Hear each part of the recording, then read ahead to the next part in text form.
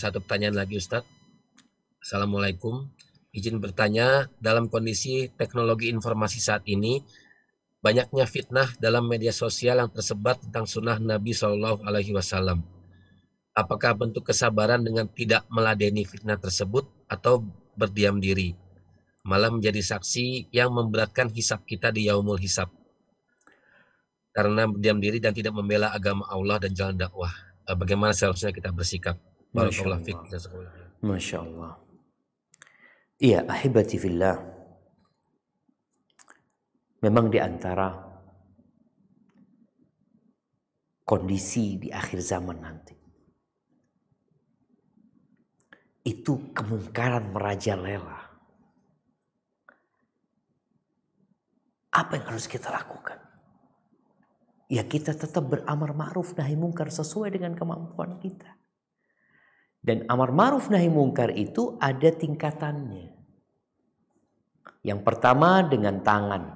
Kata Nabi SAW, man ra'a minkum mungkaran falyughayyirhu biyadihi.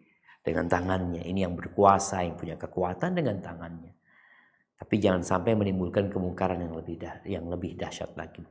Yang kedua dengan lisannya. Sekarang mungkin dengan lisan, dengan tulisan. Tapi perlu diingat, jangan sampai menimbulkan kemungkaran yang lebih besar.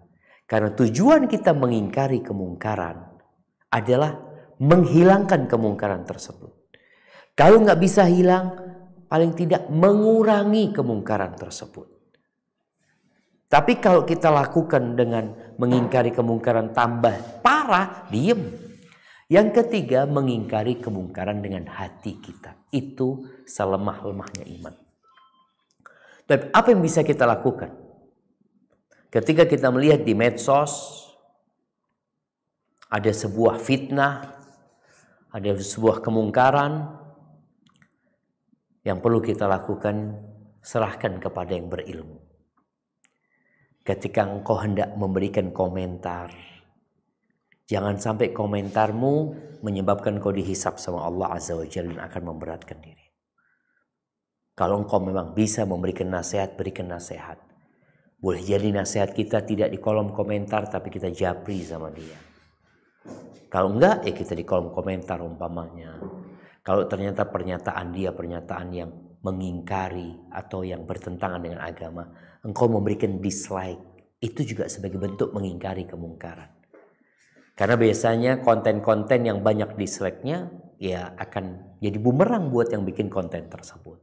Konten-konten yang banyak komentar yang memberikan nasihat, memberikan arahan, itu juga akan menjadikan konten dia konten yang bakal ditinggalkan gitu loh jamaah. Jadi kita bertakwa kepada Allah sesuai dengan kemampuan kita. Tapi ada perkara-perkara yang perlu didiamkan. Jadi ada orang-orang yang memancing umpamanya. Sesuatu menjelek-jelekan ini. Kita jangan malah membuat itu viral. Biarin. Seperti api, kalau nggak dikasih kayu, lama-kelamaan dia mati. Maka kita harus pintar-pintar dan setiap muslim ingat, apa yang dia ucapkan dengan lisannya akan dihisab sama Allah Azza wa Jalla. Yang nulis-nulis komentar, tolong berikan komentar yang engkau ketika berjumpa sama Allah Azza wa Jalla, engkau akan gembira dengan komentarmu. Karena isi komentar itu memang amar ma'ruf nahi mungkar umpamanya, mengingkari kemungkaran dengan bahasa yang indah. Kita lihat bagaimana Nabi Musa alaihissalam ketika diperintahkan menghadap Fir'aun, mendakwain Fir'aun, amar ma'ruf nahi mungkar kepada Fir'aun, Allah Azza wa Jalla katakan, wa qula lahu qawlan layyina.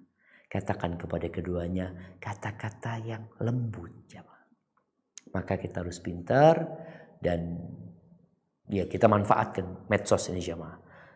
Harapannya kepada setiap muslim, ketika ada konten yang bagus, kasih like, share, kasih komentar yang bagus. Karena biasanya tadi ketika banyak yang share, banyak yang like, banyak yang komen, itu akan naik terus. Dan mudah-mudahan kita dapat bagian pahala dari tersebarnya konten-konten yang bagus tersebut.